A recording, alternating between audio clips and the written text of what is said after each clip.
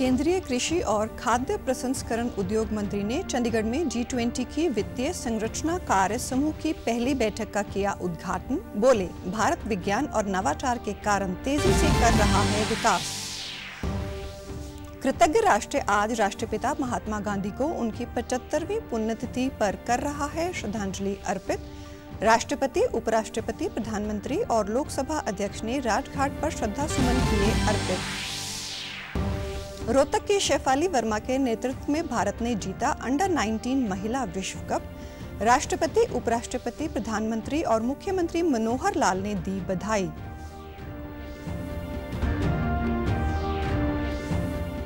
और भोपाल में आज से शुरू होगा खेलो इंडिया यूथ गेम्स का 5वां संस्करण। 8 शहरों में 13 दिनों तक चलेगा खेलों का महाकुंभ। नमस्कार, मैं हूं शैली तनेजा। अब समाचार विस्तार से। भारत की अध्यक्षता में G20 के पहले अंतर्राष्ट्रीय वित्तीय संरचना कार्य समूह की बैठक आज चंडीगढ़ में शुरू हुई। उद्घाटन सत्र को संबोधित करते हुए केंद्रीय कृषि एवं किसान कल्याण मंत्री नरेंद्र सिंह तोमर ने कहा कि विज्ञान और नवाचार से भारत का विकास तेजी से हो रहा है। उन्होंने कहा, भारत एक पृथ्वी, एक परिवार और एक भविष्य की थीम G20 की अध्यक्षता कर रहा है। साथ ही G20 के तहत भारत की विविधता को जानने का अवसर मिलेगा। नवाचार से भारत का विकास तेजी से हो रहा है। ये दोनों भारत के भविष्य के साथ गहराई से जुड़े हुए हैं। हमने डिजिटल सार्वजनिक बुनियादी ढांचा बनाने के लिए प्रौद्योगिकी का लाभ उठाया है। वैश्विक स्वास्थ्य देखभाल में वित्तीय समावेशन, धारणी ऊर्जा की ओर गमन में हमारा उल्लेखनीय योगदान रहा है। यह वही दर्शन है जो G20 की अध्यक्षता का विषय एक पृथ्वी, एक परिवार और एक भविष्य को रेखांकित करता है। केंद्रीय मंत्री नरेंद्र सिंह तोमर ने कहा कि वैश्विक चुनौतियों के समाधान के लिए विचार विमर्श जरूरी है। हमारा राष्ट्र लोकतंत्र और बहुपक्षवाद के लिए प्रतिबद्ध है। नए सिरे से विश्वास करने की भी आवश्यकता है।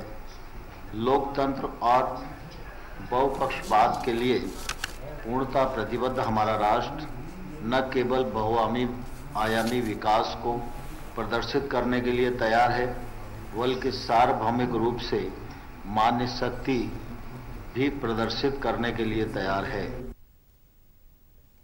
वहीं G20 की बैठक से पहले उद्घाटन सत्र में केंद्रीय खाद्य प्रसंस्करण उद्योग मंत्री पशुपति कुमार पारस ने कहा कि भारत को G20 की अध्यक्षता मिलना गर्व की बात है। पूरा देश विकास की ओर चल रहा है और आज बहुत ही खुशी की बात है कि G20 की अध्यक्षता भारत को मिला। हमारे माननीय प्रधानमंत्री जी के कुशल नेतृत्व के चलते हमारा देश बहुत ही आगे बढ़ रहा है। G20 शिखर सम्मेलन की आज पहली बैठक चंडीगढ़ के IT पार्क स्थित एक होटल में हो रही है। आज इसमें दुनिया की अग्रणी अर्थव्यवस्थाएं वैश्विक ऋण स्थिति पर चर्चा करेंगी और बढ़ते कर्ज को बेहतर ढंग से संभालने के लिए समाधान तलाशेंगी। बैठक के लिए नियुक्त की गई सलाहकार अनु पी मथाई और वित्त मंत्रालय के संयुक्त सचिव बी पुरुषार्थ ने कल बताया कि इसमें 21वीं सदी की वैश्विक चुनौतियों पर मंथन कर समाधान की राह तलाशी जाएगी। साथ ही कमजोर और गरीब देशों को ज्यादा से ज्यादा मदद पहुंचाने के तरीकों पर चर्चा की जाएगी। आज हुई G20 की बैठक में दक्षिण कोरिया प्रतिनिधिमंडल के प्रमुख ब्यूंग सिंह जंग ने भी वैश्विक चुनौतियों को लेकर अपने विचार साझा किए। Climate changes and digitalization. We are get together to address those issues, as you suggested, with a spirit, under the spirit of one family, one future. We are really are going to take care of vulnerables, as you emphasized, going forward. The impression of this country is that India is undeniably a global powerhouse. Not only is it a hard power, evidenced by economic scale and population, but also a soft power equipped with well-known films, cuisines, history, and renowned figures. Chandigarh में हो रही G20 बैठक को लेकर पेश है हमारे संवाददाता पंकज शर्मा की एक विशेष रिपोर्ट। 2 दिवसीय G20 वित्तीय संरचना कार्य समूह की बैठक की शुरुआत हुई। इस बैठक की शुरुआत केंद्रीय मंत्री नरेंद्र सिंह तोमर और पशुपति कुमार पारस ने करी। 2 दिवसीय मीटिंग को अटेंड करने के लिए करीब 100 डेलीगेट्स आए हैं, कई ऑर्गेनाइजेशन से रिप्रेजेंटेटिव आए हैं और कुछ मेहमान देश से भी लोग आए हैं।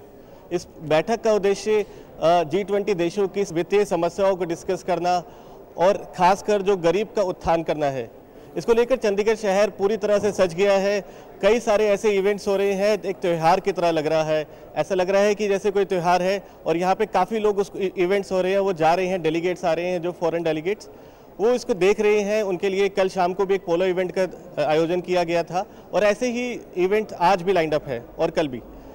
तो देखना होगा ये 2 दिवसीय मीटिंग में ऐसे कितने मुद्दे डिस्कस हो पाते हैं। इसका समापन कल होना है और उन मुद्दों में ऐसी कौन सी समस्याएं हैं जिसका निवारण करने का प्रयास किया जाएगा। कैमरामैन आशुतोष के साथ पंकज शर्मा, DD न्यूज़, चंडीगढ़। केंद्रीय कृषि मंत्री नरेंद्र सिंह तोमर ने किसानों से मौजूदा हालात और चुनौतियों को समझने की अपील की है। उन्होंने कहा कि किसानों को कृषि के क्षेत्र में हो रहे नवाचार से जुड़ना चाहिए। कृषि मंत्री ने कहा कि मोदी सरकार किसानों के कल्याण के लिए प्रतिबद्ध है। वर्तमान परिस्थितियां और चुनौतियों को हमें समझना चाहिए। कृषि के क्षेत्र में जो नवाचार हो रहे हैं, जो तकनीक की आवश्यकता है, उस तकनीक से जुड़ना चाहिए और सबसे ज़्यादा ज़रूरत है कि आने वाले कल की जो पीढ़ी है वो कृषि क्षेत्र में रुके और उस तरफ आकर्षित हो। इसके लिए इंफ्रा बनाने के लिए और तकनीक का प्रयोग करने के लिए हमको आगे बढ़ना चाहिए। और मैं विश्वास दिलाना चाहता हूँ कि किसानों की बहबूदगी के लिए, किसानों की मदद करने के लिए, किसानों के हितों की चिंता करने के लिए मोदी सरकार प्रतिबद्ध थी, है और आगे भी रहेगी। कृतज्ञ राष्ट्र आज राष्ट्रपिता महात्मा गांधी को उनकी 75वीं पुण्यतिथि पर भावभीनी श्रद्धांजलि अर्पित कर रहा है। राष्ट्रपति द्रौपदी मुर्मू ने नई दिल्ली में राजघाट पहुंचकर महात्मा गांधी की समाधि पर माला अर्पण किया और उन्हें श्रद्धांजलि अर्पित की। उपराष्ट्रपति जगदीप धनखड़, प्रधानमंत्री नरेंद्र मोदी, केंद्रीय गृह मंत्री अमित शाह, रक्षा मंत्री राजनाथ सिंह और लोकसभा अध्यक्ष ओम बिरला ने भी राजघाट पर जाकर राष्ट्रपिता महात्मा गांधी को श्रद्धांजलि दी। इस अवसर पर सर्वधर्म प्रार्थना सभा का आयोजन किया गया।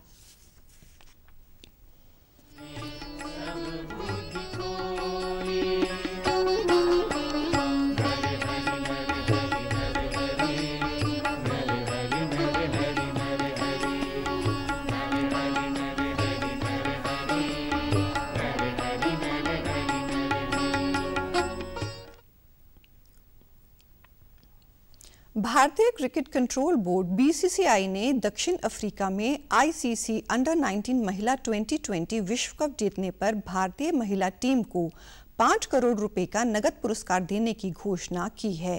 राष्ट्रपति, उपराष्ट्रपति और प्रधानमंत्री ने महिला अंडर 19 2020 क्रिकेट विश्व कप जीतने पर भारतीय टीम को बधाई दी है।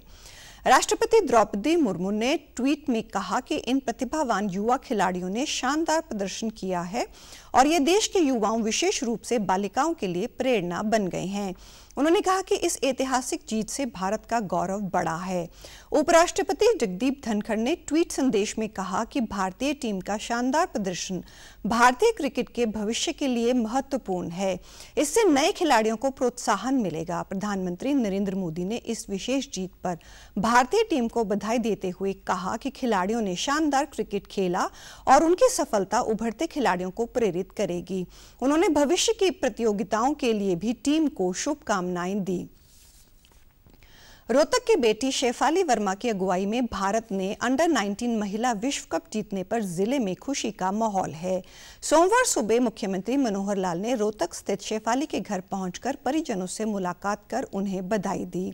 मुख्यमंत्री ने शेफाली के उज्जवल भविष्य की कामना करते हुए कहा कि आगे भी ऐसे ही प्रदेश का नाम रोशन करती रहे।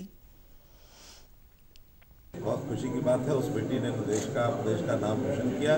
मैं बहुत बधाई देता हूँ और आशा करता हूँ कि इसी प्रकार से अपने कोशिश करके और वो आगे बढ़े और अभी अंडर 19 है, अगली सीनियर टीम में भी वो अच्छी अपनी परफॉर्मेंस दिखाए ताकि देश का नाम।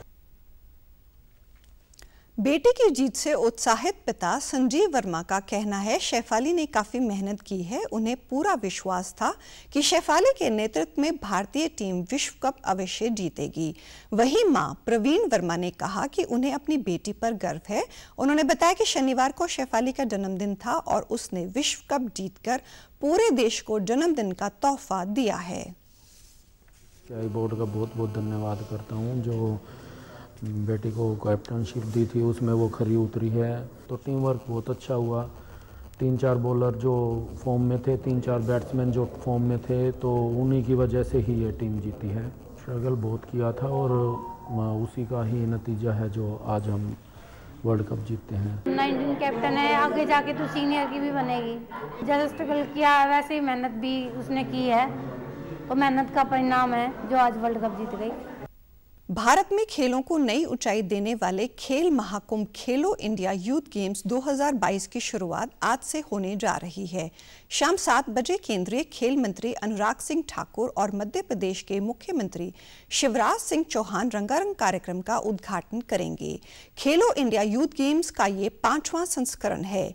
यह खेल आयोजन मध्य प्रदेश के 8 शहरों भोपाल, उज्जैन, ग्वालियर, जबलपुर, मंडला, बालाघाट और खरगोन में होंगे। वहीं इस संस्करण में वाटर स्पोर्ट्स और तलवारबाजी को पहली बार शामिल किया गया है। 13 दिनों तक चलने वाले इस आयोजन के 27 खेलों में देश भर से 6000 से भी अधिक खिलाड़ी हिस्सा लेंगे। खेल और युवा कार्य मंत्रालय ने खेलो इंडिया यूथ गेम्स 2022 के लिए एक विशेष मोबाइल एप्लीकेशन लॉन्च किया है। इस ऐप के माध्यम से खेलों में भाग लेने वाले सभी राज्यों के प्रतिभागी एथलीट, कोच, सहायक कर्मचारी और अधिकारी खेलों के बारे में पूरी जानकारी प्राप्त कर सकते हैं। मंत्रालय ने कहा कि ये ऐप पंजीकरण प्रक्रिया में एथलीटों के लिए अधिक पारदर्शिता सुनिश्चित करेगा। संसद के बजट सत्र से पहले आज नई दिल्ली में संसद भवन परिसर में सर्वदलीय बैठक हुई। इस बैठक में केंद्रीय मंत्री राजनाथ सिंह, प्रहलाद जोशी और पीयूष गोयल ने हिस्सा लिया। बैठक में सरकार ने दोनों सदनों की कार्रवाई सुचारू सुनिश्चित करने के लिए सभी राजनीतिक दलों से सहयोग की अपेक्षा की। बजट सत्र कल से शुरू हो रहा है। संसदीय कार्य मंत्री प्रहलाद जोशी ने बताया कि राष्ट्रपति द्रौपदी मुर्मू पहले दिन केंद्रीय कक्ष में लोकसभा और राज्यसभा की संयुक्त बैठक को संबोधित करेंगी।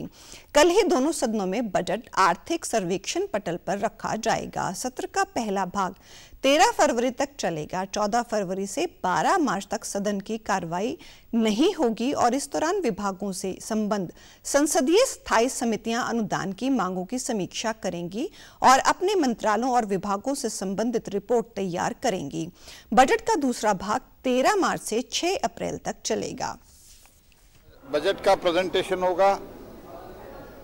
महामहिम राष्ट्रपति के भाषण के ऊपर थैंक्स गिविंग मोशन पर चर्चा होगा, बजट पर चर्चा होगा और उसके बाद रिसेस होगा और मार्च 13 से फिर से हमारा सदन फिर से बैठेगा और फाइनेंस बिल इसके बारे में चर्चा होगा। तो आज इसके लिए हमने ऑल पार्टी मीटिंग बुलाया था। इस मीटिंग में 27 पार्टी पार्टिसिपेट किया। 27 पार्टी से 37 लीडर्स पार्टिसिपेट किया है। बहुत अच्छे माहौल में चर्चा हुआ है। भारत की अध्यक्षता में होने जा रहे G20 शिखर सम्मेलन के सदस्य नूह स्थित हेरिटेज ट्रांसपोर्ट म्यूजियम का दौरा करेंगे। म्यूजियम में परिवहन के विभिन्न साधनों को बहुत ही आकर्षक और रोचक ढंग से प्रस्तुत किया गया है। G20 के सदस्यों के शिष्टमंडल को देश के एकमात्र परिवहन म्यूजियम को देखने का मौका मिलेगा। उपायुक्त अजय कुमार ने बताया कि गुरुग्राम, झज्जर और नूह जिले के 4 पर्यटक स्थलों को शामिल किया गया था, जिसमें से नूह के हेरिटेज म्यूजियम का चयन हुआ। मार्च महीने में होने वाले G20 सम्मेलन में विदेशी मेहमानों का प्रतिनिधिमंडल इस म्यूजियम का दौरा करेगा। यहाँ पर सभी प्रकार के ट्रांसपोर्ट के साधन है। इस म्यूजियम के साथ साथ मेहमान मेवात की संस्कृति को भी करीब से जानेंगे। हमारा ट्रांसपोर्ट म्यूजियम है, उसका भी चयन किया गया है। इस म्यूजियम में बेसिकली जितने भी हमारे transportation system, public transport, private transport, cars, bikes, इनका डेवलपमेंट का पूरा एक जर्नी उसमें डिपिक्ट किया गया। ये भी एक ऑप्शन डेलीगेट्स को उपलब्ध है। जो गुरुग्राम में हमारा सेशन होना है वो मार्च के आरंभ में होगा एंड उसी जो सम्मेलन की तिथियां होंगी उसी आसपास ये विजिट भी प्रपोज। समाचारों में आज इतना ही। नमस्कार।